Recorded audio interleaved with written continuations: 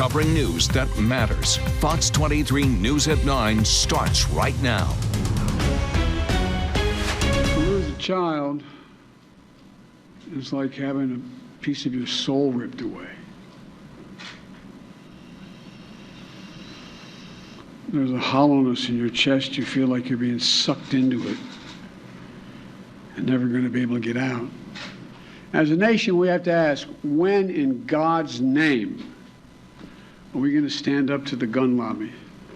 When in God's name we do what we all know in our gut needs to be done?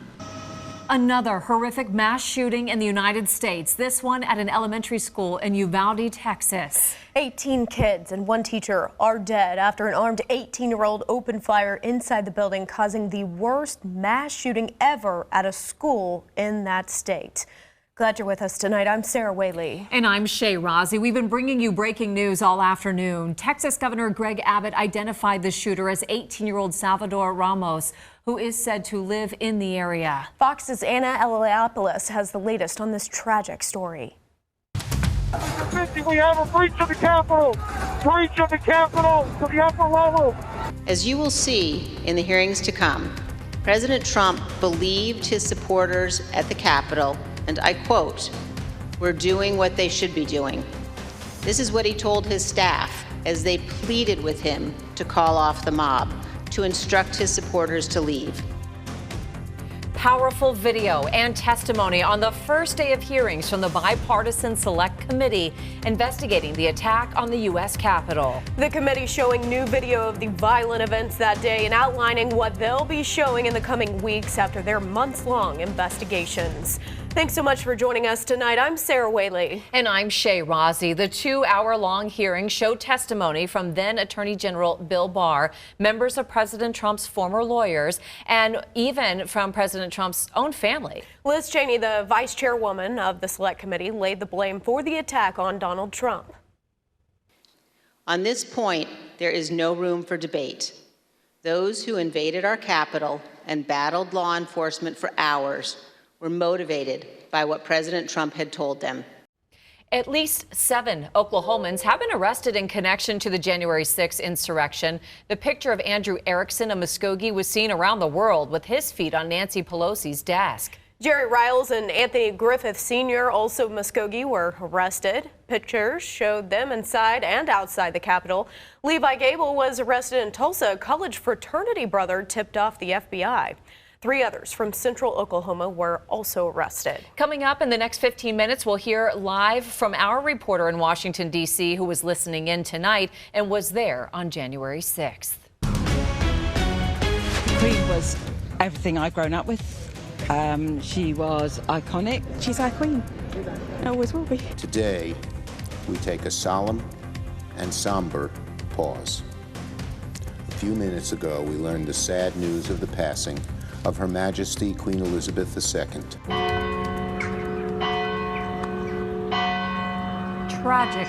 Tragic news today as a living icon passes away. Oh, that will give you chills right there. Queen Elizabeth II, the longest serving monarch in British history, has died.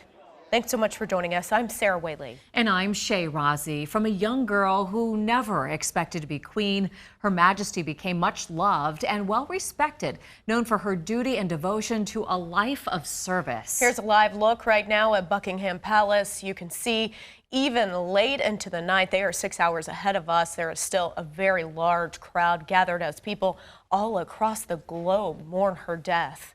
Riley Carlson has a look back at the Queen's extraordinary life.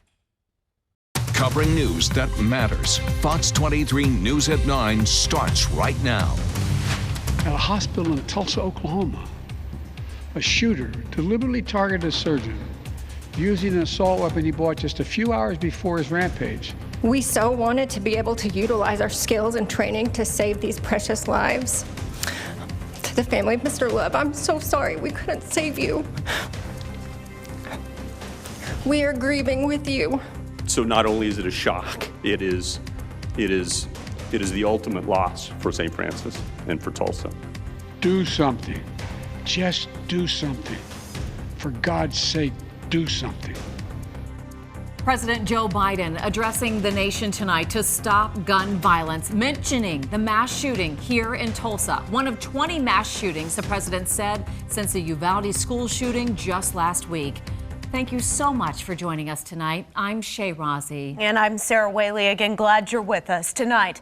Our community is grieving the loss of Dr. Preston Phillips right here, Dr. Stephanie Houston, Amanda Glenn, and William Love. They were all killed yesterday inside the Natalie Medical Building. I spent the day at the St. Francis Health System campus.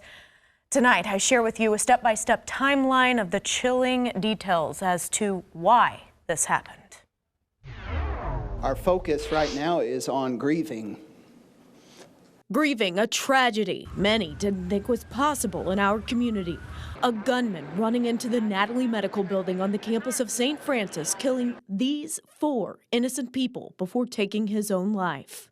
There is nothing that we can say that will make this pain go away. Tulsa Mayor G.T. Bynum addressed the St. Francis health staff and the community Thursday morning.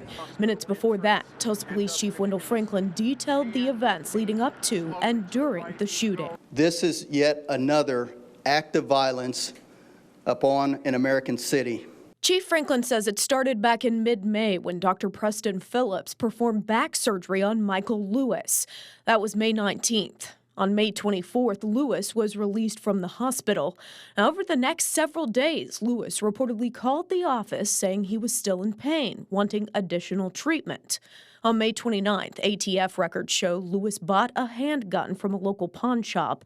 Then, on May 31st, Dr. Phillips did see Lewis again for additional treatment. The day after, Wednesday, June 1st, he called the office again, saying he was still in pain. Then, that same day, just 3 hours before the shooting, at 2 p.m., Lewis bought an AR-15 from a local gun store. At 4:52, police say the first call came in about shots being fired at the St. Francis campus. By 4:55, there was clarification. It was on the second floor of the Natalie Medical Building. At 4:56, officers were headed inside toward the shooter.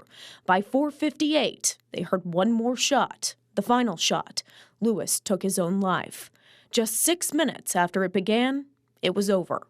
Chief Franklin said they later found a note with Lewis's body, which made it clear that he came in with the intent to kill Dr. Phillips and anyone who got in his way. He blamed Dr. Phillips for the ongoing pain following the surgery. Chief Franklin said at the crime scene they found 30 casings matching the recently bought rifle and 7 casings matching the recently bought handgun. The ATF believes both guns were bought legally. It was a hard day in that meeting today, a lot of tears. You know, one of the questions they asked, as a lot of people would be thinking, how did this guy get in? Right. It's a medical building. You know, we've all gone to doctor's offices. We go in and go out. You don't get checked or anything like this. This was on the second level. He drove his car up to the second level parking garage and went in. And was able to walk right in. Now, we do know police said they did rescue 2 people in this situation. Yeah, they did. And one lady's story was just, I can't imagine how she's feeling tonight. She was hiding under a desk and the shooter was right there in front of her when he took his own life as police were coming in announcing themselves. Wow. And we believe the other lady was an elderly lady, the wife of William Love, which our thoughts are with her tonight. Yes, all of those families, indeed. Well, according to Police Chief Wendell Franklin, the gunman had 2 weapons, a .40 caliber handgun that he bought at a pawn shop 3 days before the shootings, as Sarah mentioned, and an AR-15 style rifle that he bought at a local gun store that afternoon. The AR-15 is a semi-automatic firearm. It can hold up to at least 30 rounds. The bullets are fired at nearly 3 times the speed of sound. We're showing you pictures of what this type of gun looks like and not the actual gun used. It is the most popular weapon in the country. More than 11 million of them have been sold. They also have been the weapon of choice in mass killings, including Uvalde, Texas, Buffalo, New York, and Sandy Hook Elementary. Chief Franklin said the shooter bought the guns legally.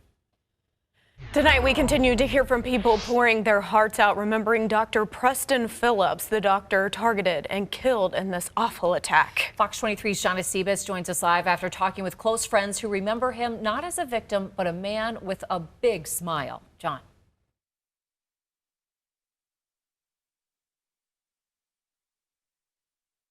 This is Dr. Preston Phillips in pictures. We were friends. He was a brother of mine. And this is Dr. Phillips in words. He talked about to continue the healing ministry of Christ. And so that's who Preston was. He was just that type of giving person where in the community, in the hospital, his patients, he just had that giving heart. Since 2006, Christina Nelson literally only ever knew him on a first-name basis. So I would always call him, hey, Dr. Preston, da-da-da-da-da. He goes, you know it's Dr. Phillips, right? And I'm like, you have two first names, so I can't. So it became our little joke or whatever. When I see him, I just call him Dr. Preston. Brian Litter knew him and competed with him for 10 years on the tennis courts. He had a huge personality, a big laugh, you know. When he walked into the room, you knew he was there. And on Wednesday, he was the very first person that popped in my mind. And you kind of get that gut feeling in your stomach of where you just pray, please don't let it be him. He was the first person his friends were thinking about. I texted him at like 6 o'clock and said, hey, bro, are you okay? I'm praying for you. And then I found out a couple hours later that he was gone. Brian will never get a text back from Dr. Phillips. It's hard, man. I love the guy. Or that last match they played together on Monday that ended in a way he says describes Dr. Phillips perfectly. So the next point won and they got it. And so Preston walked up to the net and said, we won 4-3. And then he turned around and walked off. That wins. That wins.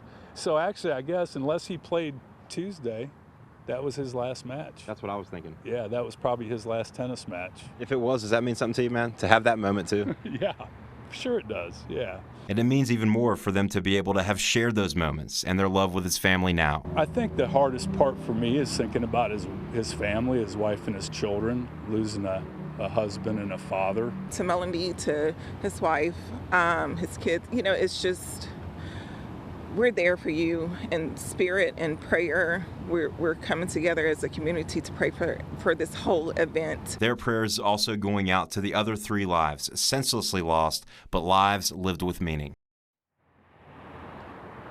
Sorry about that technical difficulty there. Had a little screw that popped out of our mic, but we were so happy to be able to share those stories of those close friends. Again, they remember all of the victims here. Everybody had those kind words to say about all the families that will forever be affected. Now, coming up tonight, I spoke with a patient at 10 o'clock. He says he not only gave him healing and just being able to help him through some surgery, but also gave back to underserved children in the community. We'll have that story coming up on Fox 23 News at 10. Covering news that matters, I'm John Acebus, Fox 23 News. Yeah, John, we're talking about people who touch so many lives. Yeah.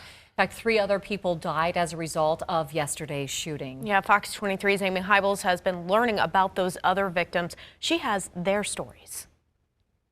Wednesday's shooting in the Natalie building on the St. Francis campus also claimed the life of 48-year-old Stephanie Huson, a sports medicine doctor who graduated from the OSU College of Osteopathic Medicine. OSU Center for Health Sciences released a statement that reads in part, her zest for life was evident in how deeply she cared about her sports medicine patients, and her commitment to those she served will be greatly missed. Also killed in Wednesday's attack, 40-year-old Amanda Glenn, who worked as a receptionist and had worked in the medical field for more than 18 years. Her family describes her as a devoted wife, mother, sister, and daughter. This is what the CEO of St. Francis Health System had to say about the losses. She's another one of the physicians that works in our orthopedic department. Stephanie was an incredible person. Amanda was, I think, had a supervisory role within the clinic. I mean, the 3 best people in the entire world that are the most committed to doing what they do every day and taking care of others.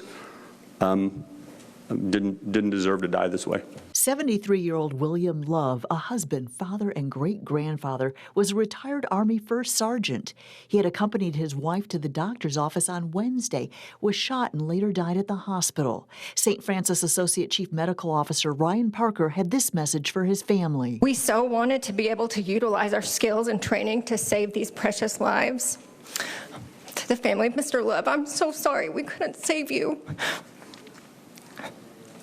We are grieving with you. Tulsa police tell us that William Love's family wanted to share that at the time of the shooting, William heard the gunshots and knew that his wife would not be able to escape the building on her own. He sacrificed his life for hers. In Tulsa, covering news that matters, I'm Amy Hybels, Fox 23 News. died a hero.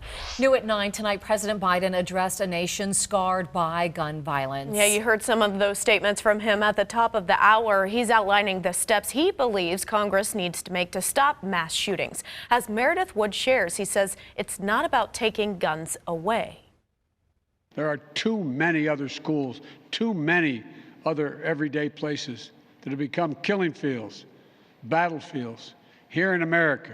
As Americans struggle to grasp a lethal wave of mass shootings that are traumatizing communities and tearing lives apart. After Columbine, after Sandy Hook, after Charleston, after Orlando, after Las Vegas, after Parkland, nothing has been done. President Biden is calling out Congress to come together and work on bipartisan gun reform laws. This is not about taking away anyone's guns. It's not about vilifying gun owners. In fact, we believe we should be treating responsible gun owners as an example of how every gun owner should behave. The president laying out actions he believes need to be taken. And if we can't ban assault weapons, then we should raise the age to purchase them from 18 to 21. Strengthen background checks. Enact safe storage law and red flag laws. Repeal the immunity that protects gun manufacturers from liability. Address the mental health crisis. Senate GOP leader Mitch McConnell says he's hopeful and optimistic lawmakers can compromise on legislation to address mass shootings to have ready to unveil when the Senate returns to session next week. Mental illness and school safety are what we need to target. I'm Meredith Wood reporting. As the sun sets on another beautiful day, there's more rain on the forecast. I have when you need the umbrella back out coming up. We're continuing to learn more about the victims in yesterday's horrific mass shooting, the impact they had on those around them.